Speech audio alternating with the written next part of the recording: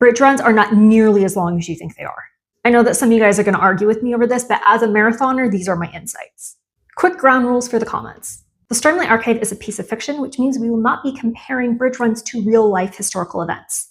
To get out of the way, yes, people in Roshar are taller. Kaladin is about 6 feet tall on the taller end, and the gravity is less there with about 70% of what it is on Earth. We also need to consider that the days are shorter on Roshar. There's 20 hours in a day with 50 minutes per hour. And because there's no seasons, we can kind of assume there's 10 hours of sunlight and 10 hours of nighttime every day. And although Rosharans have some stuff going for them, there's actually a ton of disadvantage that they have compared to the modern day. They don't have the right equipment, they don't have the right recovery time, they're not tapering, they're malnourished. And we have to remember a lot of the stats we get are for people on close courses who have properly tapered and aren't carrying a freaking bridge. The Shattered Plains are also just not a great place to be. You're going to have uneven terrain, it's going to be hot, and it's going to be humid, which not only is going to affect your visibility, but it's going to make you sweat more.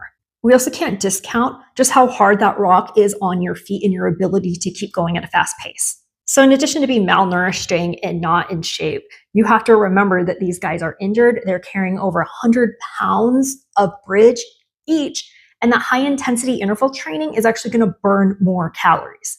So in order to guess how far they have to run, we have to calculate the size of the plains. And we know that the war camp to the tower is a 12-hour walk, which is our max distance. We also have to take visibility into account here. So on Earth, you can see about 3 miles if you're 6 feet tall. Now, if you are 100 feet in the air, then that increases to 12 miles. But we also have to take into account that the horizon is going to be even shorter because Roshar is a smaller planet than Earth, and therefore the curvature is going to impact this. So now we're going to talk about pacing. So at 5'2" and generally being kind of slow, I run a 5-hour marathon. And if we're putting the bridge men between beginner and novice, they're probably running about a 10-minute mile. I'm going to put it closer to 12 minutes though, because just being malnourished plus carrying a bridge is going to slow you down and get rid of any Rosharan advantages. So if we were using the tower as a reference, it's about 30 miles away from the war camp. But it's probably less than that because that's Earth average walking pace, and these guys are carrying 100 pounds each.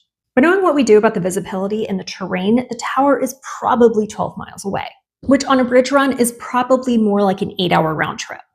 But thinking of a 24-mile round trip for any bridge run is extremely unrealistic. And looking at the average backpacking speed on Earth, they can't be going more than 12 miles, and that's not counting breaks. It's now time for my guesstimations. I think they're doing a 10K, which is about 6.2 miles round trip, and a very Rosharan number. And so with my calculations, it'd probably take about 5 hours round trip, which seems like it tracks with what we know. Now, if they were doing 6 miles each way, it would take about 8 hours.